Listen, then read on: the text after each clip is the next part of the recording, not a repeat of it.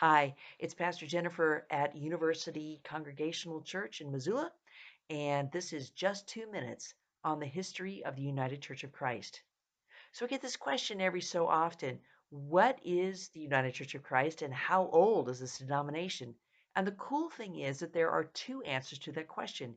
You see, we are simultaneously one of the oldest denominations on the United States soil and one of the youngest. So the way that that works is that we trace our roots back to the Puritans. So they were in England during the time of King James. They wanted a more pure form of their religion, so they traveled initially to Holland, and then they noticed their children were becoming Dutch. They didn't like that. So they chartered a ship called the Mayflower and came across as pilgrims to the New World.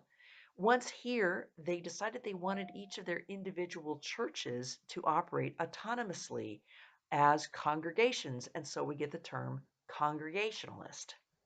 So, in the meantime, as decades passed, we had more immigration to the United States and more different denominations that appeared in the South. We had the Christian denomination, and then we had the evangelical and Reformed churches from Germany and Switzerland who settled in the Midwest.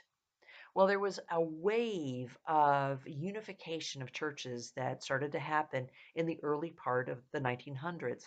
And in 1931, the Christian and Congregationalist Church came together in Seattle. And in 1934, the evangelical and Reformed churches came together.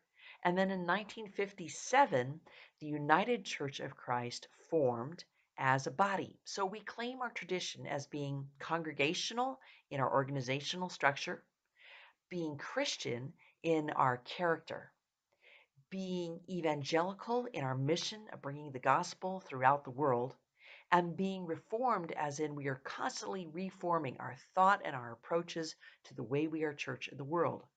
So we are Christian, congregational, evangelical, and reformed, very old, very new. That's the United Church of Christ. Thanks for your questions. Blessing on your week.